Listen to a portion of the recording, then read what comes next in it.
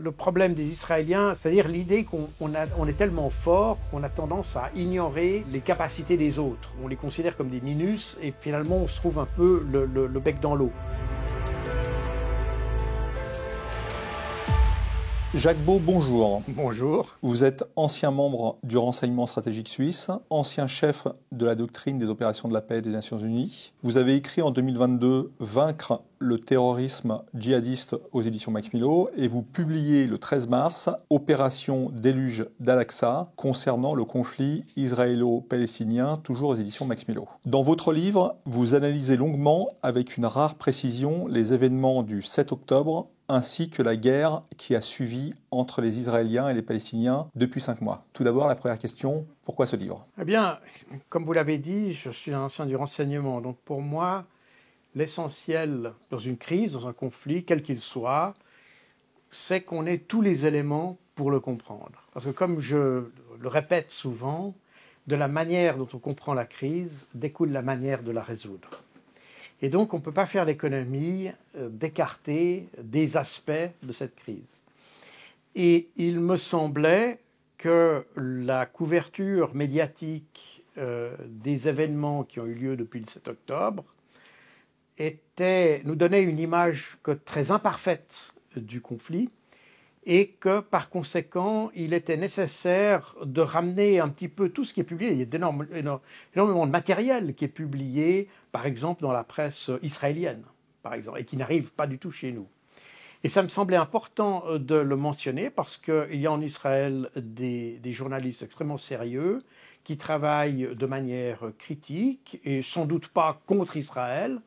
Par conséquent, leur point de vue méritait d'être aussi enregistré, ou en tout cas on méritait qu'on en tienne compte. Et puis j'ai des amis journalistes américains qui sont juifs eux aussi d'ailleurs et qui ont un regard beaucoup plus critique sur le conflit que nous en avons dans les pays francophones, puisque je parle principalement de ce point de vue-là, c'est-à-dire la France, la Belgique et la Suisse. Et c'était en fait l'idée d'avoir l'image la plus complète possible de ce que l'on sait de ce conflit. Alors vous êtes un des rares spécialistes à expliquer les raisons pour lesquelles le Hamas agit le 7 octobre. Ce livre fait un peu suite à d'autres livres que j'ai écrits sur le terrorisme djihadiste. Et d'ailleurs, j'ai repris pour cet ouvrage le même sous-titre que celui que j'avais utilisé pour la guerre asymétrique, mon ouvrage sur la guerre asymétrique ou la défaite du vainqueur, que j'avais écrit il y a un peu plus de 20 ans. Et je constate d'ailleurs que ce que j'avais écrit il y a 20 ans est encore pertinent aujourd'hui. Donc il me semblait intéressant de revenir sur ces 20 ans, si vous voulez, où j'analysais de manière critique l'approche à la fois d'Israël et des mouvements palestiniens de la crise, et de voir que finalement, on n'a pas beaucoup évolué en 20 ans, assez curieusement. Et en tout cas, pas du côté israélien. Du côté palestinien, il y a eu une évolution qui a été plus marquée, on aura sans doute l'occasion d'en parler, mais du côté israélien, pas beaucoup. Et ça me semblait intéressant de revenir là-dessus parce que comprendre ces mécanismes doivent nous comprendre aujourd'hui à trouver des solutions à cette crise. Alors quelles sont ces raisons ? Pourquoi le Hamas est intervenu le 7 octobre ? Évidemment, notre regard sur ces événements commence malheureusement le 7 octobre. Et alors évidemment, certains vous diront oui, ça commence en 1947, ce qui est vrai, et on aura sans doute l'occasion d'en reparler.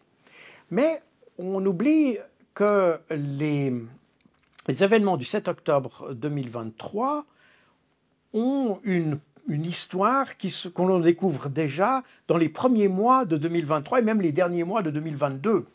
L'arrivée du nouveau gouvernement Netanyahou, le gouvernement d'extrême droite de Netanyahou au pouvoir, est accompagnée d'une recrudescence de troubles sur différents niveaux en Palestine. On a notamment la question des implantations qui a augmenté de manière drastique. On a le statut des prisonniers des prisonniers palestiniens, un statut qui a été durci par les nouvelles autorités israéliennes. On a la situation aussi du Haram al-Sharif, c'est-à-dire ce qu'on appelle aussi le mont du Temple, ou l'esplanade des mosquées, selon les sensibilités, où depuis 2022, on a une succession d'émeutes qui sont liées notamment avec le projet de construire le 3e temple de Salomon. Et c'est d'ailleurs peut-être pas complètement par hasard que l'opération du Hamas s'appelle Déluge d'Al-Aqsa, parce que les Palestiniens se sentent aussi les gardiens, ou ils sentent dans leur mission les gardiens de des lieux saints de Jérusalem. Donc ça, ce sont des éléments principaux, mais il y a aussi eu des phénomènes plus sociaux qui ont agité les territoires occupés, notamment des coupures dans le financement, où le Qatar a arrêté de financer, ou a arrêté une partie du financement des autorités palestiniennes à Gaza, qui a provoqué des émeutes déjà au printemps 2023. Donc si vous voulez, il y a eu toute une série d'événements qui ont été très violents d'ailleurs et qui ont précédé ce 7 octobre. Donc on pourrait dire que le 7 octobre est un peu le vase qui déborde d'une certaine manière. Et il me semblait important de revenir là-dessus parce que simplement partir du 7 octobre, ça voudrait dire que tout d'un coup, un jour, le chef du Hamas s'est réveillé un matin en se disant « Tiens, on va attaquer Israël ». Or, ça n'est pas comme ça que ça s'est passé. Il y a vraiment on a mal géré la crise depuis la fin 2022 et c'est effectivement ce qui a conduit de mal en pis, si vous voulez, à la situation du 7 octobre. Concernant l'opération palestinienne du 7 octobre, elle-même, vous parlez d'un fascicule de 16 pages qui a été publié par le Hamas le 22 janvier 2024, qui révèle les objectifs stratégiques et opératifs du Hamas. Alors voilà, effectivement, le problème du Hamas, et puis que l'on retrouve d'ailleurs, je dirais presque en règle générale, dans les pays arabes, il n'y a pas le même sens de la communication que ce que nous avons en Occident. Et en tout cas pas le même sens de la communication que celui qu'on a en Israël, qui est une mentalité très occidentale, à vrai dire. Et par conséquent, cette opération du Hamas s'est faite sans qu'on ait vraiment d'explication au départ. Alors ceux qui étaient attentifs à la presse et aux médias moyen-orientaux ou proche-orientaux connaissaient les raisons que j'ai évoquées tout à l'heure, qui avaient agité la vie politique en Israël avant octobre. Mais pour le monde francophone en Europe, personne ne s'est rendu compte de ces événements. Et donc, on a commencé, à partir du 7 octobre, à trouver nous-mêmes, à élaborer nous-mêmes les objectifs du Hamas. C'est d'ailleurs un phénomène qu'on a retrouvé avec l'attaque de la Russie en Ukraine, par exemple, où finalement les Occidentaux ont commencé à déterminer eux-mêmes quels étaient les objectifs que les Russes s'étaient fixés. Et le problème de cette approche est que finalement on ne voit pas le conflit tel qu'il est, mais comme on voudrait qu'il soit, et comme on voudrait qu'il corresponde à l'image qu'on en fait, ce qui nous permet aussi d'appliquer des mesures. On aura certainement l'occasion d'en reparler, mais ça a été notamment le cas pour l'Ukraine, par exemple, où on a commencé à trouver des objectifs qui nous mettaient en danger nous-mêmes, alors qu'on sait très bien que les objectifs de l'opération étaient initialement uniquement la situation de la population au Donbass. Et avec l'affaire du Hamas, c'était un peu la même chose. On a vu très rapidement dans nos médias des gens qui ont prétendu que c'était l'État islamique qui nous attaquait. Il y a même des politiciens français qui ont dit que la France a déjà été attaquée par le Hamas. Donc on voit très bien que d'un côté, le Hamas avait des objectifs qui étaient liées à la situation spécifique qu'on avait dans les territoires occupés entre 2022 et 2023. Naturellement, il y a un passé encore en plus de ça, mais en gros, c'est ça. Et que nous, en Occident, on y a vu une espèce de déferlante islamiste, etc., alors qu'il y a évidemment alimenté le moulin de tous les anti-musulmans, anti-arabes qu'on trouve en France et qui d'ailleurs se sont multipliés considérablement ces 10 dernières années en France, de manière assez inquiétante d'ailleurs. Et donc, voilà pourquoi, dès le début de l'opération, parce que c'est un peu mon métier, j'essaie de comprendre les objectifs. Et puis, par hasard, et un peu, enfin pas seulement par hasard, mais j'ai été assez content de voir qu'en janvier, les autorités du Hamas se sont décidées à publier un fascicule qui explique pourquoi ils ont fait ça. Quels sont les objectifs qu'ils cherchaient à atteindre, qu'est-ce qu'ils ont cherché à faire, dans quel esprit ils le faisaient, etc., etc. Et j'ai remarqué qu'effectivement, l'appréciation que j'avais faite jusque-là était cohérente avec ce que disaient les gens du Hamas. Et ces appréciations étaient faites uniquement sur l'analyse de ce qui s'est fait entre la fin 2022 et octobre 2023. Et ça permet comme ça d'avoir, et c'est d'ailleurs symptomatiquement, pratiquement aucun de nos médias n'a mentionné cette publication. Parce que de nouveau, on préfère rester sur notre narratif plutôt qu'essayer de comprendre l'adversaire. Et on a vu la faiblesse de ce même phénomène ou de cette même approche à l'égard de la Russie et sur le conflit ukrainien. C'est-à-dire qu'on finit par juger le conflit non pas d'après ce que les protagonistes en pensent et d'après la manière dont les protagonistes le voient, mais d'après notre propre manière de le faire. Et c'est à la fois manifestation d'arrogance, mais c'est surtout la porte ouverte à l'impossibilité de réduire le conflit.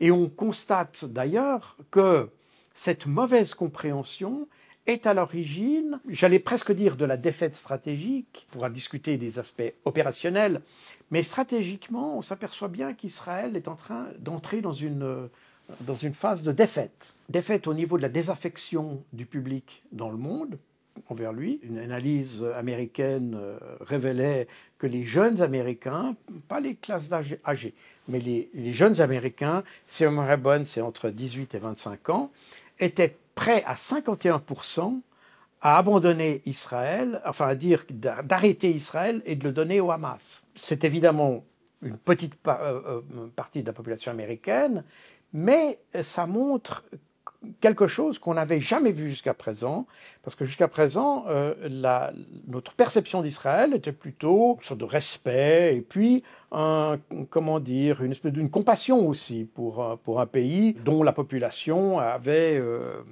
subi ce que l'on sait durant la Deuxième Guerre mondiale. Par conséquent, d'arriver tout d'un coup à un moment où les jeunes Américains, et les États-Unis, on le sait, sont au grand soutien du peuple israélien, que les jeunes Américains, c'est-à-dire la nouvelle génération, celle qui va suivre les Biden, etc., que cette génération se dise disposée à abandonner complètement, à dire il faut arrêter Israël et le donner au Hamas, c'est la formulation de l'enquête.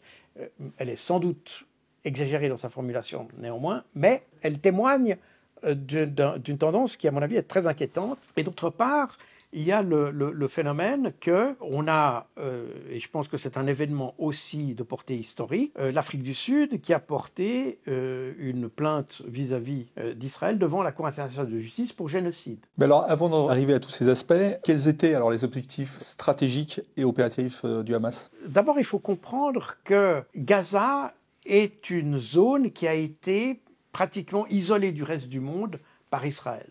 Vous avez une clôture de sécurité et puis un accès à la mer qui est limité par la marine israélienne. Et du côté terrestre, du côté israélien, il y a cette clôture qui empêche virtuellement tout passage non autorisé. Et en plus de ça, l'approvisionnement, la logistique, si vous voulez, de Gaza, en termes de nourriture, en termes d'eau, en termes d'électricité, tout ça est contrôlé par Israël. Ce qui fait que, malgré le fait que les Israéliens se soient retirés d'Israël en 2005, conformément d'ailleurs aux accords d'Oslo, ce n'est pas un geste de générosité de leur part. Malgré ce départ, ils continuent à contrôler la vie à l'intérieur de Gaza. Et je ne parle même pas ici des vols de reconnaissance qui se font en permanence. Il y a ce qu'on appelle autour de Gaza, il y a ce qu'on appelle l'enveloppe de Gaza, dont la responsabilité est donnée à la division de Gaza. C'est une division de l'armée israélienne qui comporte plusieurs brigades et qui assure la surveillance de cette zone. Et cette surveillance, elle est à la fois visuelle par des drones en permanence, elle est électronique par une station électronique qui est basée à environ une quinzaine de kilomètres de la bande de Gaza. Et vous avez des ballons captifs qui surveillent en permanence les activités électroniques, toutes sortes d'activités à l'intérieur de la bande de Gaza. Ce qui a fait dire d'ailleurs aux Nations Unies, et pas seulement aux Nations Unies, plusieurs ONG, que malgré le départ des Israéliens, Gaza était un territoire encore occupé. Donc le fait qu'il n'y ait pas de troupes dans Gaza ne signifie pas que ce n'est pas occupé. Et là, ça c'est aussi un narratif qu'on entend beaucoup en Occident, mais selon le droit international, le fait qu'Israël contrôle absolument tout ce qui se passe à l'intérieur de la ville à l'intérieur de la bande de Gaza et intervienne, parce que il y a aussi une chose que je mentionne dans mon livre, qu'on ne mentionne pas beaucoup, même pas du tout dans nos médias, c'est qu'Israël fait régulièrement des raids à l'intérieur de Gaza, des raids aériens, pour détruire une personnalité ou une installation, peu importe, du Hamas. Et ces interventions, d'ailleurs, s'appellent assez poétiquement dans le langage militaire israélien, c'est tondraplouse. Enfin, ça rappelle un peu les corvées de bois dans la Légion en Indochine, où on allait éliminer des gens discrètement comme ça dans la forêt. Donc on a un petit peu ce même phénomène qui se passe à Gaza. Et le problème est probablement le moment où les Palestiniens ont compris qu'il fallait passer à quelque chose de plus spectaculaire pour avancer dans les négociations, parce qu'à la fin 2021, il y avait des négociations en cours par l'entremise du Qatar entre le Hamas et les autorités israéliennes pour la libération de prisonniers. Les Israéliens ont un peu plus de 5000, avaient un peu plus de 5000 prisonniers palestiniens, à la fois de la bande de Gaza et de Cisjordanie d'ailleurs, dont environ alors de nouveau les chiffres doivent être dits avec précaution ici, mais en gros une moyenne d'environ 150 enfants qui sont détenus par mois, par roulement si vous voulez, en Israël, et qui sont souvent détenus sans raison d'ailleurs. Et puis il y avait en plus plus d'un millier de prisonniers palestiniens qui étaient détenus sans charge, depuis des années d'ailleurs. Donc il y avait des négociations en cours. Et puis à la fin 2021, ces négociations ont été rompues, tout simplement. Et le gouvernement israélien n'a plus voulu tout simplement discuter. Et donc il fallait ramener les Israéliens à la table de négociation. Et pour ramener les Israéliens à la table de négociation, il fallait faire quelque chose. Or, quand vous êtes dans une bande qui est isolée du reste du monde, que personne ne s'intéresse à votre sort et fait pression sur les Israéliens pour que les négociations reprennent, il n'y a qu'une seule manière, c'est faire une attaque sur Israël pour le forcer à revenir à la table des négociations. Et en fait, l'objectif de l'opération Déluge d'Al-Aqsa, c'est ça. Il s'agissait avant tout de ramener les Israéliens à la table de négociation. Mais il y a d'autres objectifs aussi, et qui sont expliqués d'ailleurs dans le petit fascicule publié par le Hamas, qui ont été énoncés avant aussi. Donc on sait que les Palestiniens, étaient opposés aux accords de normalisation, ce qu'on appelait les accords d'Abraham, entre Israël et un certain nombre de pays arabes. Alors, ils n'étaient pas contre ces accords en tant que tels, mais ils étaient contre la manière dont ces accords avaient été formulés. parce qu'en réalité, les Américains, et c'était sous le patronage de l'administration Trump à l'époque, ces accords ont été formulés de telle manière qu'ils écartent complètement du débat la question palestinienne. Qu'il y ait un rapprochement entre Israël et les pays arabes, ça n'était pas un problème en soi, mais la question palestinienne devait être évoquée. Une des raisons de cette opération Al-Aqsa, c'est de faire ressortir, si vous voulez, cet aspect aux pays arabes. Et d'ailleurs, on constate aujourd'hui que les efforts de normalisation ne sont pas exclus. Les Saoudiens sont déclarés favorables à reprendre les négociations, mais cette fois-ci en incluant la question palestinienne. Donc on voit que là, un des objectifs stratégiques du Hamas a été gagné, si vous voulez. Et puis il y a un autre élément, et de nouveau, je l'ai évoqué tout à l'heure, mais c'est la raison pour laquelle l'opération s'appelle Opération Déluge d'Al-Aqsa, c'est pour rappeler aux pays arabes que la situation des lieux saints, et notamment l'avenir de la mosquée d'Al-Aqsa qui se trouve sur le Haram el-Sharif, au mont du Temple, pour rappeler que cette situation était menacée actuellement par les projets des ultranationalistes, ultra-religieux, pas ultranationalistes, mais ultra-religieux israéliens. Et que, du coup, le problème palestinien, puisque, en définitive, ce sont les Palestiniens qui sont les populations autochtones, c'est pour ça que ça s'appelle Haram el-Sharif, officiellement, et non pas Mont du Temple, les Palestiniens sont un peu les gardiens de ces lieux saints, mais que ces lieux saints concernent l'ensemble de la communauté musulmane et pas seulement la Palestine. Et donc, il y avait l'idée aussi d'attirer l'attention du monde musulman sur la problématique de ces lieux saints. Alors, concernant l'opération Déluge Al-Aqsa elle-même, pouvez-vous nous décrire les différentes étapes de l'opération palestinienne ? Alors, je la décris évidemment de manière un peu plus détaillée dans mon livre, donc on ne va pas entrer dans tous les détails ici, mais rappelons que le 7 octobre à 6h du matin, 6h30 du matin, les forces du Hamas et du djihad islamique palestinien ont franchi la clôture qui les isolait du reste du monde, si je peux dire ça comme ça, et ont commencé à faire une incursion sur le territoire israélien, dans l'enveloppe de Gaza. C'est important de le préciser, parce que cette enveloppe de Gaza, c'est la zone militarisée qui est autour de la bande de Gaza. Et ils ont attaqué environ 25 postes militaires qui étaient tout le long de tout au long de cette enveloppe de Gaza. Et ils ont accompagné cette offensive de manière assez classique en réalité, comme on le ferait dans une opération militaire, avec une volée de roquettes qui avait pour objectif de distraire presque les Israéliens. L'opération a été menée de manière extrêmement minutieuse. Les installations de transmission et les installations d'observation qui entourent la bande de Gaza ont été neutralisées dans les premières minutes de l'opération, ce qui a rendu d'ailleurs les autorités israéliennes pratiquement aveugles sur ce qui se passait. Et ça explique d'ailleurs la manière un peu chaotique et même très chaotique dont les Israéliens ont répondu à cette offensive.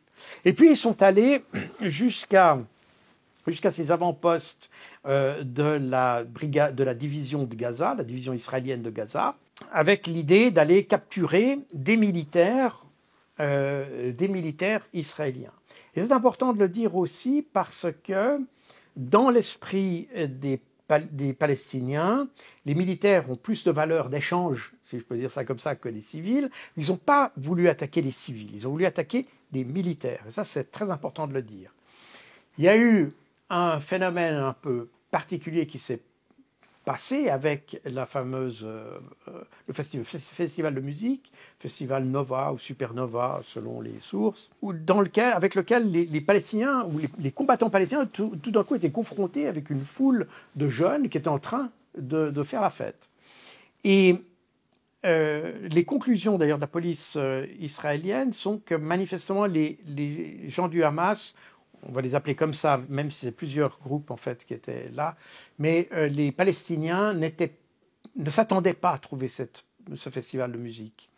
En réalité, le festival de musique aurait dû se terminer le vendredi soir précédent.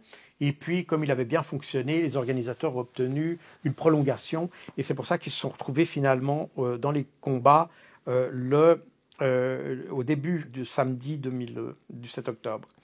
Et comme ce festival était adossé à une base militaire, on constate qu'effectivement, il y a eu là une sorte de confusion, si vous voulez, à tous les niveaux, qui a fait que eh bien, et je dis bien à tous les niveaux, parce que la confusion s'est faite du côté des Palestiniens, et il y a de nombreux témoignages qui disaient que les soldats, les combattants palestiniens en arrivant, ont demandé leur chemin aux festivaliers, parce que tout d'un coup, ils étaient perdus, ils ne s'attendaient pas à les voir là. Et puis, ça a été une confusion aussi pour les Israéliens eux-mêmes, parce que quand ils ont voulu répondre, on aura l'occasion sans doute d'en reparler, parce qu'ils ont voulu répondre, ils se sont retrouvés avec deux sortes de cibles, si vous voulez, des cibles amies et des cibles ennemies, qui finalement sont confondues simplement dans le mot cible d'ailleurs, mais on aura l'occasion d'en reparler. Et donc, on a cette opération qui, comme je l'ai dit, a été minutieusement préparée, qui avait pour but de prendre des militaires. Et on sait qu'ils avaient pour but de prendre des militaires parce qu'ils sont arrivés dans certains kibboutz. Et alors, ce qui s'est passé, c'est important peut-être de le préciser, c'est qu'une partie de la division de Gaza avait été retirée pour être employée ou engagée en Cisjordanie, où il y avait des tensions qui montaient, justement avec l'extension d'ailleurs des implantations décidées par le gouvernement israélien. Et donc, l'enveloppe de Gaza comptait beaucoup moins de militaires que ce qu'attendaient les Palestiniens. Donc, eux qui voulaient prendre des militaires, ils se sont trouvés finalement, ils se sont dit, mais où sont les militaires? Et alors, ils sont entrés dans certains villages. Là, c'est intéressant parce que c'est le témoignage d'Israéliens qui l'ont dit. Ils sont entrés dans les maisons, puis ils ont demandé aux personnes d'appeler les forces de sécurité. Donc on voit bien que leur objectif n'était pas de prendre des civils, ni même de s'attaquer aux civils, mais c'est vraiment de prendre des militaires.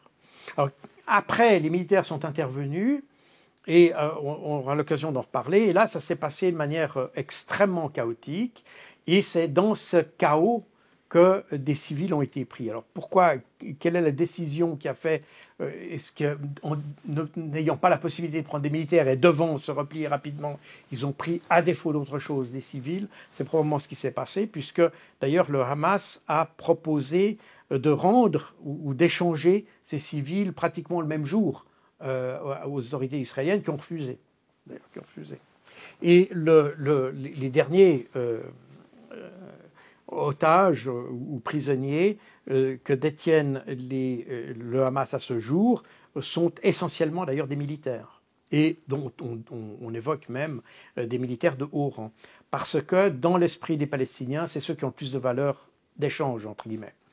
Et pourquoi l'ont-ils fait? Eh bien justement, c'est parce que les négociations par l'entremise du Qatar pour la libération des prisonniers palestiniens avec le gouvernement israélien, ces négociations avaient été ajournées sine die, et par conséquent, il fallait ramener les Israéliens à la table de négociation, et l'idée c'est de prendre des prisonniers pour ensuite pouvoir les échanger, pour forcer les Israéliens à revenir à la table de négociation. Ça, c'était l'idée. Le 7 octobre fut un véritable choc pour la société israélienne. Vous expliquez que cet événement a révélé des dysfonctionnements importants dans l'armée israélienne. Vous déclarez que l'incapacité à détecter l'attaque égyptienne en octobre 1973 et celle du Hamas 50 ans plus tard sont très problématiques et montrent de profondes faiblesses analytiques. Il y a plusieurs choses dans votre question. Tout d'abord, effectivement, c'est un choc pour la société israélienne parce que jusqu'à présent, on avait vécu depuis maintenant plus de 50 ans, depuis que les territoires occupés sont occupés, on a des escarmouches, des attentats à la bombe, des choses comme ça, mais on n'avait pas vraiment de bataille rangée, si j'ose dire, entre Palestiniens et Israéliens. Et là, tout d'un coup, on a vraiment une opération militaire du Hamas, une vraie opération militaire. Donc on n'a pas simplement un gars qui va se faire exploser quelque part, on a une opération militaire organisée, structurée, dans le temps et dans l'espace, et qui correspond effectivement à ce que pourrait faire n'importe quelle force militaire d'ailleurs. Et d'ailleurs, ça pose la question de la capacité du Hamas, enfin, ça ne pose pas la question, mais ça nous permet de constater que le Hamas a passé à un niveau différent de ce qu'il avait fait jusqu'à présent. Mais on reviendra là-dessus. Alors, évidemment, la première question qui s'est posée, c'est pourquoi les Israéliens ne l'ont pas détecté? Ou comment se fait-il? Alors, effectivement, vous avez rappelé l'opération égyptienne de 1973, qui n'avait pas non plus été détectée par les services israéliens. Et on a retrouvé finalement exactement le même phénomène cette fois-ci. C'est-à-dire que les Israéliens ont certainement observé des choses, mais ils n'ont pas su les connecter entre elles. Ils n'ont pas su les connecter de manière à reconstituer l'idée d'une opération qui pourrait se diriger contre eux. Et c'est là un petit peu l'erreur. C'est un problème analytique en réalité, qui est... Alors, on peut évidemment critiquer Israël quand on voit ça, mais en réalité, je constate que c'est un problème que nous avons en commun avec les Israéliens. Donc c'est une faiblesse israélienne. On sait que les services israéliens sont très forts pour aller éliminer des gens. Ils n'ont jamais été très forts dans l'analyse. Jamais.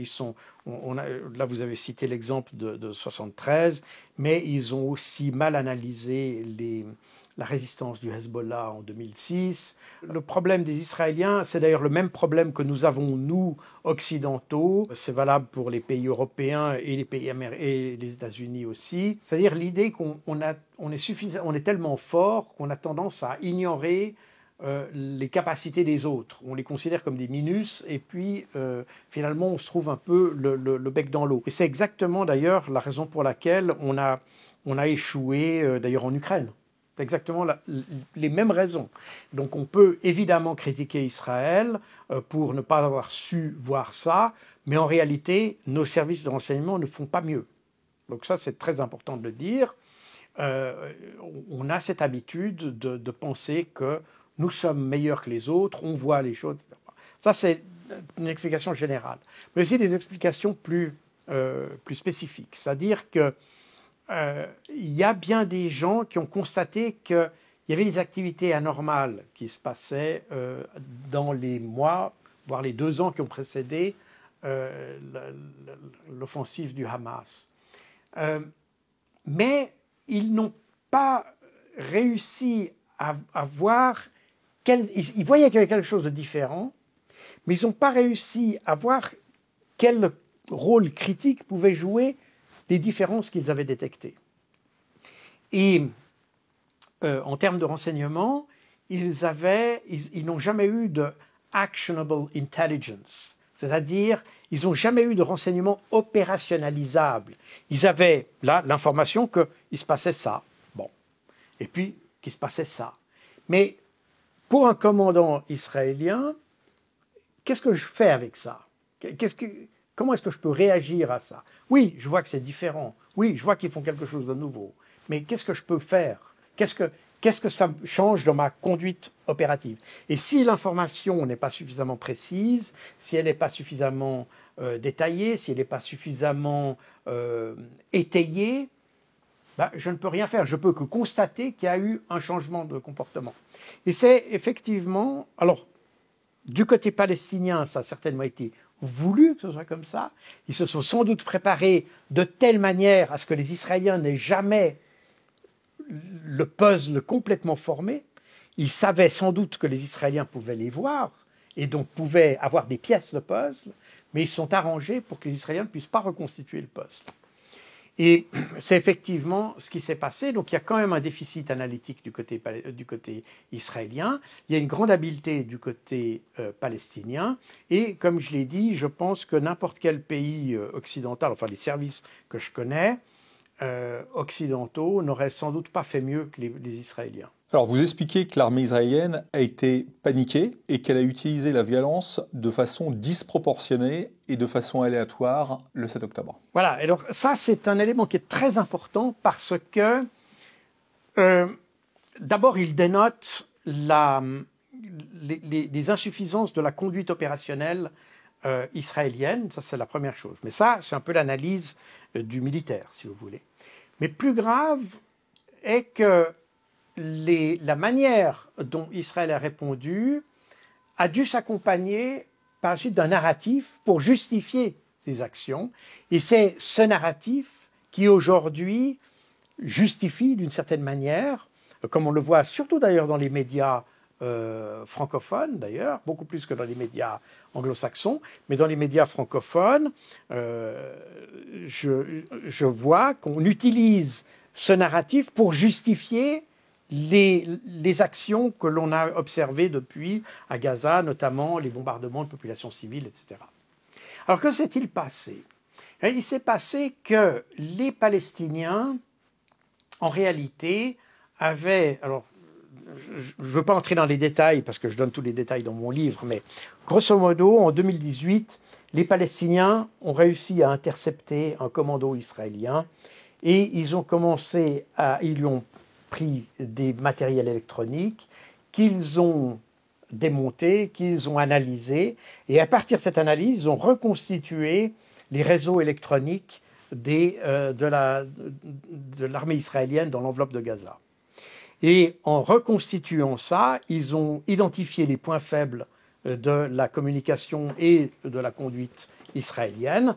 Et puis, c'est ce qui leur a permis de brouiller de brouiller, on peut dire ça comme ça, les communications israéliennes au début de l'offensive, le tout étant accompagné de l'usage de drones pour détruire les tours de contrôle qui étaient une sorte de mirador qui se trouvait sur la périphérie de la bande de Gaza et pour détruire des tours de relais électroniques. Et donc, l'ensemble a fait que, au début de l'opération du Hamas, l'armée israélienne a été totalement aveugle. Et le commandement de la bande de Gaza, de l'enveloppe de Gaza, de la division de Gaza, pardon, qui se trouve dans l'enveloppe de Gaza, le commandement a été totalement aveuglé. Donc, ils ont normalement des écrans de contrôle, des caméras qui surveillent à peu près tous les secteurs de la bande de Gaza. Tout ça, c'est d'un seul coup, tout obscurci. Ils n'avaient plus aucune visibilité sur ce qui se passait. Et alors, ils ont transmis leur souci au commandement de Tel Aviv. Et le commandement de Tel Aviv s'est trouvé à peu près dans la même situation. Il n'avait pas non plus de communication, ce qui fait qu'on savait que quelque chose se passait, de gros se passait à l'extérieur de la bande de Gaza, dans l'enveloppe de Gaza, mais on était incapable d'en mesurer l'importance et de savoir exactement quels étaient les secteurs touchés. C'est la raison pour laquelle le commandement a pratiquement donné, je fais la chose courte, elle est détaillée de manière un peu plus précise dans mon livre, le commandement israélien a donné feu libre à ses hélicoptères de combat et aux unités de chars qui pouvaient encore se déplacer sur zone. Et on connaît ce déroulement, ce n'est pas mon imagination qui a travaillé, ce sont deux journalistes d'un journal israélien qui ont reconstitué minutieusement tout le déroulé de cette journée du 7 octobre et qui ont détecté des erreurs de conduite monumentales de la part des Israéliens et puis surtout de l'aveuglement complet du commandement. C'est-à-dire qu'il y a un moment, on a tiré dans le tas et puis vraiment tiré dans le tas. Et c'est l'ordre qu'on a donné aux hélicoptères. Et vous avez, je cite d'ailleurs le témoignage de colonels qui disent, j'ai évoqué aussi dans mon livre cette fameuse doctrine Hannibal. La doctrine Hannibal, c'est une doctrine, mais ce n'est pas une doctrine à vrai dire, c'est plutôt une directive Hannibal. C'est un comportement ou une directive qui est appliquée dans certaines situations lorsqu'il y a prise d'otage. Eh bien, le but n'est pas nécessairement de libérer l'otage, mais de détruire le preneur d'otage. Voilà, c'est un peu ça.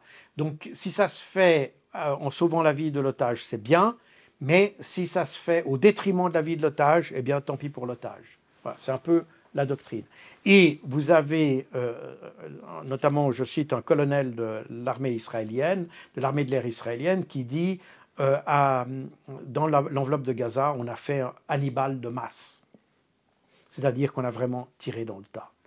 Et donc, on est, et d'ailleurs je montre des extraits des films qui ont été faits par les hélicoptères de combat, où on voit que les cibles qui ont été prises par les hélicoptères, on ne voit pas, parce que tous les combattants palestiniens qui ont attaqué ce jour-là, on voyait qu'ils avaient un harnais avec des munitions supplémentaires ou des grenades, enfin surtout des munitions supplémentaires sur la poitrine, des kalachnikovs, et puis les combattants du Hamas avaient un treillis, un treillis camouflé. Or, quand on voit les images prises par les hélicoptères de combat qui sont intervenus, on voit que les cibles sont en t-shirt, sans armement et sans rien. Donc, on voit que ces Israéliens ont été touchés par des hélicoptères de combat et les armes utilisées, ou plutôt les dégâts qu'on observe sur place, et on voit encore aujourd'hui, vous pouvez voir sur Internet les parkings, parce que c'était un festival de musique, donc les gens étaient parqués sur une prairie comme ça, alignés.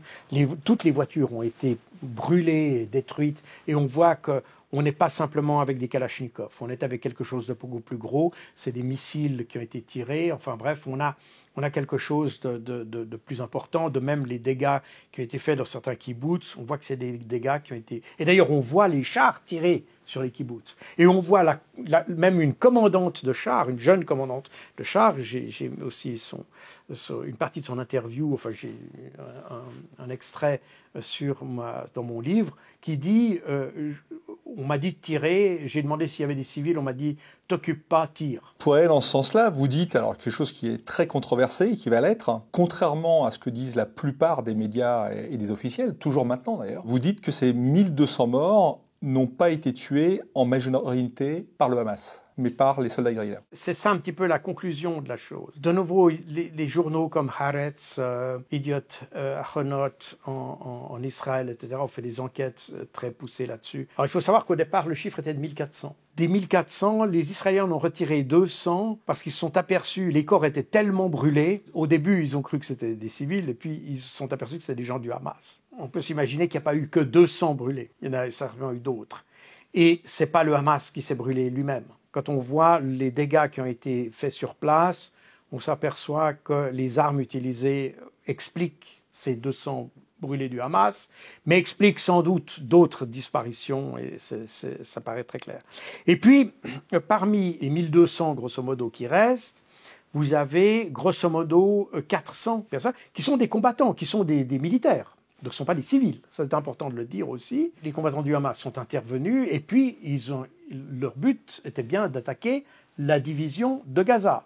Donc, ils ont rencontré des soldats de la division de Gaza. Et ça, c'est clair. Et donc, c'est parmi les morts que vous avez là-dedans, il y en a 400 qui sont des forces de sécurité, soit des gens qui étaient associés à la sécurité des kibboutz eux-mêmes, soit des gens de la de la division de Gaza. Et restent donc environ 800 civils qui, eux, sont effectivement des civils. Et là, on voit que les destructions qui ont été faites, et les témoignages aussi, parce que ce n'est pas seulement sur la base des destructions et des photos après coup qu'on le voit, mais c'est aussi les déclarations des gens sur les médias israéliens. C'est des médias qui n'ont reçu absolument aucun écho chez nous, et c'est des interviews de ces victimes, d'ailleurs qu'on a interdit de parler après. Parce que quand les premiers ont commencé à raconter leurs histoires, la censure militaire est intervenue, a dit « vous ne parlez plus de ces histoires ». Et je mentionne aussi, j'ai un petit chapitre sur la censure militaire, elle a établi des directives très précises qui interdit aux survivants de parler de ce qui s'est passé. Pour être honnête, on ne sait pas exactement combien de civils israéliens ont été tués par des gens du Hamas. On ne sait pas non plus combien de civils israéliens ont été tués par l'armée israélienne, mais la nature des armes, la nature des combats et les emplacements des combats montrent qu'effectivement, on peut dire avec une certaine honnêteté, disons qu'une majeure partie des morts de cette journée-là sont des morts qui sont dus à l'armée israélienne et non pas au Hamas. Le Hamas a certainement tué des gens, et a certainement tué des civils, ça c'est certain. Mais la grande majorité, probablement pas, vu l'ampleur des dégâts. Vous dites d'ailleurs, en parlant de ces crimes de guerre par le Hamas, que la mort de civils n'était pas un objectif du Hamas. Non, ça n'était pas un objectif. Et on le voit très bien d'ailleurs parce que les témoins qui ont vu des combattants du Hamas, il y a cet exemple qui est assez frappant quand même, qui est un petit exemple sans doute, et vous allez me dire qu'il n'est peut-être pas représentatif du reste, c'est possible, mais néanmoins, de ce combattant du Hamas qui entre dans une maison parce qu'il cherche des militaires en fait. Il cherche des militaires. Et puis la dame qui est là lui dit qu'il n'y a pas de militaires. Et alors il voit une banane sur une table et il demande à la dame est-ce que je peux prendre la banane. Donc on voit qu'on est dans un comportement qui n'est pas du tout le comportement de gens qui sont venus là pour tuer des civils. Ils sont venus là pour chercher des militaires. Et d'ailleurs, on a le témoignage d'une autre personne qui dit que les gars du Hamas sont restés dans la maison. Ils ont dit d'appeler les forces de sécurité. Ils ont dit on va les attendre ensemble. Donc ils attendaient les forces de sécurité. Et d'ailleurs, après, quand les forces de sécurité sont arrivées, les forces de sécurité ont tiré dans la maison sans savoir qu'il y avait des civils. Et vous avez la personne décrit que les gars du Hamas sont enfuis avec eux. Et que certains des morts qu'on évoque, qu'on évoquera par la suite dans des articles, dans d'autres articles, et dans notre presse aussi d'ailleurs, ces morts ont été faits par les Israéliens et que les gars du Hamas ont presque aidé les civils à s'échapper de ça. Donc on est dans une situation qui est très différente de celle qu'on a racontée. Mais évidemment, on aura l'occasion d'en reparler sans doute, mais il y avait un objectif de narratif derrière qui a fait qu'on a réarrangé la réalité pour qu'elle soit, pour montrer un Hamas beaucoup plus agressif et beaucoup plus, criminel que ce qu'il est. Alors, autre polémique, les viols. Concernant les viols, vous citez un journaliste britannique. Il n'y a aucune scène de décapitation d'individus vivants, aucun élément permettant de documenter l'accusation de torture, aucune scène de viol ou de violence sexuelle. Alors, il faut préciser le contexte de cette citation. C'est un journaliste britannique, un journaliste, je ne sais pas s'il est encore ou s'il a été au Guardian, un grand magazine, un grand journal britannique.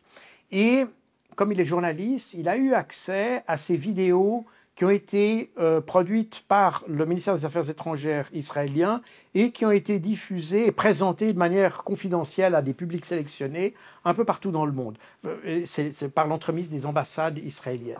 Il a donc vu ce film et il en a fait une critique. Il a dit qu'il a vu des choses terribles. Donc la question n'est pas... il n'essaye pas de minimiser le rôle du Hamas dans cette affaire. En revanche, il dit qu'il n'a pas vu de décapitation, enfin je ne me rappelle plus exactement le texte en tête, mais il décrit très clairement que beaucoup des crimes qu'on a par la suite attribués au Hamas, ne figurent pas dans ce film. Et il précise que beaucoup de choses que l'on dit, en fait, il y a beaucoup de suggestions, parce qu'on voit les gars du Hamas tirer, mais on ne sait pas toujours sur quoi, par exemple. Alors, on peut se douter que c'est des civils, mais on peut aussi imaginer que c'est des militaires.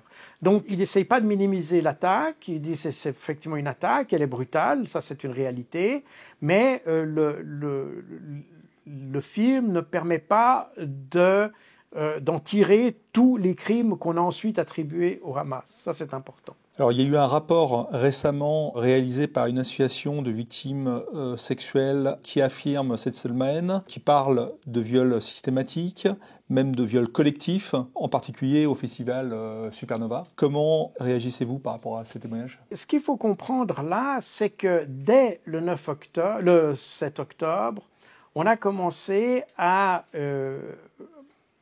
accuser le Hamas d'avoir fait toutes sortes de crimes. Il y a eu les fameux 40 bébés décapités.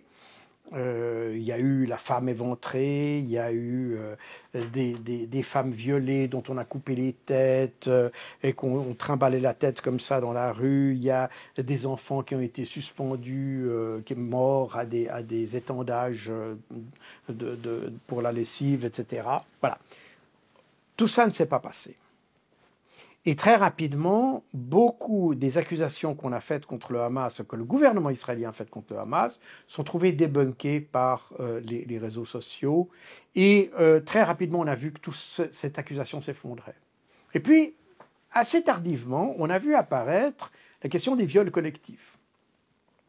Alors, les viols collectifs, c'est une chose qui a commencé à intéresser les journalistes, d'ailleurs, israéliens, eux-mêmes dès le mois de novembre. Et on s'est aperçu qu'il y avait beaucoup de témoignages de viols, mais pas de victimes, assez curieusement. Alors, on a dit que parce que les victimes étaient mortes, c'est possible, je ne sais pas. Mais on n'a pratiquement pas, et c'est la police israélienne qui le dit d'ailleurs, et tout ça, c'est tout ce que je dis, c'est pas mon invention, on le retrouve, et c'est documenté d'ailleurs dans mon livre, on le trouve dans la presse israélienne. La police israélienne est confrontée au problème d'avoir beaucoup d'accusations de viol, mais pas de victimes et pas de preuves forensiques, de médecine légale, si vous voulez. Alors, on explique ça de différentes manières, mais toujours est-il que, voilà, ça c'est la situation.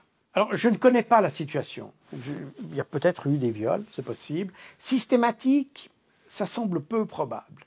Et ceux qui ont analysé ça, et il y a notamment des journalistes américains qui ont analysé ça, je les mentionne d'ailleurs dans mon ouvrage, Aaron Maté et Max Blumenthal, qui sont des journalistes juifs américains, qui se sont penchés sur cette question et qui sont notamment penchés sur un article du New York Times et qui a eu un grand retentissement en Europe parce qu'on n'écoute pas ce que dit la presse israélienne, mais on prend volontiers ce que raconte le New York Times, qui a une réputation quand même internationale.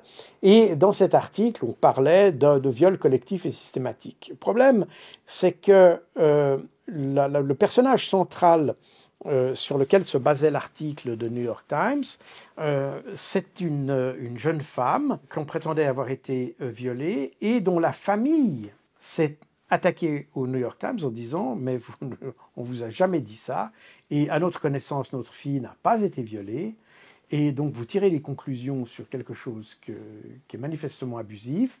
Et toute l'histoire, elle a secoué vraiment le New York Times et la presse américaine parce que on a, et c'est l'allégation de ces journalistes américains, qu'on a finalement créé ce problème pratiquement de toutes pièces. Donc qu'il y ait eu des viols, c'est bien possible, mais qu'ils étaient systématiques et que ça fait partie d'un plan du Hamas, c'est extrêmement peu probable. Et d'ailleurs, on voit bien que, n'est-ce pas, ce 7 octobre, en réalité, il s'est passé en quelques heures, où les combattants du Hamas ont été constamment, pratiquement sous le feu des Israéliens. Alors cette réponse israélienne, elle a été décousue, elle a été mal ficelée, elle a eu beaucoup de défauts, comme je l'ai dit, mais elle était là. Genre, on a eu des combats. Donc l'histoire des viols collectifs comme ça dans une foule, et quand on voit la foule de ces festivaliers qui s'est très rapidement éparpillée dès qu'il y a eu les premiers coups de feu, vous voyez ces jeunes, et là on a des vidéos qui sont clairement documentées, où ces jeunes qui se sont éparpillés extrêmement rapidement, assez logiquement d'ailleurs. Alors dans quel contexte des viols collectifs en grande quantité se serait déroulé comme ça paraît très peu crédible à vrai dire. Et les témoins, les soi-disant témoins de ces crimes ont été pratiquement tous débunkés. Donc le rapport que vous mentionnez de cette association sur les crimes du Hamas du 7 octobre, les témoins qui sont mentionnés sont des témoins qui ont été débunkés même par la presse israélienne elle-même. Donc, c'est possible qu'il y ait... Moi, je ne dis pas qu'il n'y ait pas eu de viol, parce que c'est possible, mais la probabilité me semble faible. C'est un domaine auquel je suis sensible parce que j'ai travaillé sur la protection des civils alors que j'étais chef de la doctrine des opérations de maintien de la paix. Et on avait fait avec mon équipe des directives sur les comportements et la problématique liée au viol et aux violences sexuelles, disons plus généralement, aux violences sexuelles dans les situations de conflit. Et d'ailleurs, c'est un domaine que j'ai couvert aussi lorsque j'étais à l'OTAN. Et donc, c'est un sujet auquel je suis sensible, mais dont on observe quand on regarde les cas qui se sont produits ou les cas qui ont été annoncés ou qui ont été documentés plus exactement, eh bien, on constate des contextes que l'on ne retrouve pas lors du 7 octobre, et notamment la situation de combat, typiquement. Et on remarque par ailleurs que les prisonniers, ou prisonnières, devrais-je dire, qui ont été détenus par le Hamas, ou on les appellera otages, on va pas... mais on voit que ces femmes qui sont revenues, eh bien, ne se plaignent pas du tout de ce genre de violence. Donc, alors qu'elles étaient sous le pouvoir de ces gens du Hamas, donc, et où les combattants du Hamas auraient eu le temps de les violer, auraient eu le temps de les maltraiter, etc. Or, on n'a pas cette situation-là dans la situation de dépendance dans laquelle ces prisonnières se trouvaient. Et le 7 octobre, eh bien, on est dans une situation beaucoup plus chaotique, beaucoup plus dynamique, beaucoup plus mouvementée, ce qui fait que j'ai de la peine à croire à ces viols, d'autant plus qu'ils s'intègrent dans une rhétorique qui tend à justifier la réponse très musclée du gouvernement israélien. Et c'est ça qui est l'aspect le plus dérangeant de cette affaire, parce qu'on voit très bien quelle peut être la finalité d'un discours qui est mal documenté ou peu documenté, voire fallacieux. La seule chose qui permettrait d'éclaircir la problématique ou d'éclaircir les événements, ce serait évidemment d'accepter une enquête internationale ou une enquête en tout cas impartiale, objective, etc. Or, le gouvernement israélien s'est refusé à ça. J'ai toujours tendance un peu à me méfier des gouvernements ou de ceux qui refusent qu'on participe à une enquête objective et impartiale. Le lendemain du 7 octobre, vous avez dit que cette action du Hamas était vraiment suicidaire et que les répercussions israéliennes seraient terribles. 5 mois plus tard, avez-vous changé d'avis ou vous êtes toujours sur cet avis? Elle a un côté suicidaire, mais je dois dire que oui, la réponse a été terrible et ça, on le savait. Probablement d'ailleurs, les Palestiniens le savaient également. Et dans ce sens-là, il y a peut-être un côté un peu suicidaire. Mais je dois nuancer le propos parce qu'aujourd'hui, on s'aperçoit que la résistance palestinienne, contre toute attente, s'est montrée extrêmement efficace contre l'armée israélienne, que l'armée israélienne est en réelle difficulté dans le territoire de Gaza, malgré une supériorité à la fois matérielle en hommes et technologique qui est manifeste. Et les combattants palestiniens ont montré une remarquable adaptabilité dans la conduite des opérations. Et puis, on voit que après 5 mois, les Israéliens ne maîtrisent aucune zone de la bande de Gaza. Ils ont tué beaucoup de monde. Avant d'entrer parce qu'ils ont bombardé pratiquement, ils ont fait table rase avec des bombardements aériens, comme le font les Occidentaux d'ailleurs. D'ailleurs, les Israéliens ne font pas mystère de ça, ils disent « on fait comme vous ». Ils ont fait exactement comme les Français, comme les Américains, comme les Anglais, en Irak, en Syrie, en Afghanistan. Ils ont appliqué les mêmes principes, exactement les mêmes, avec sans doute un peu plus de hargne parce qu'on est dans un conflit un peu différent, mais grosso modo, on est sur le même schéma, mais ils ne maîtrisent rien. Et ça, c'est la partie intéressante de la conclusion. J'aurais pas estimé la capacité de résilience du Hamas à un tel niveau. Je vous remercie Jacques Beau. Lundi prochain, nous allons vous interroger justement très longuement sur les événements qui se sont passés depuis 5 mois entre le 7 octobre et aujourd'hui. Je rappelle que vous êtes l'auteur du livre Opération Déluge d'Al-Aqsa qui paraît cette semaine aux éditions Max Minot.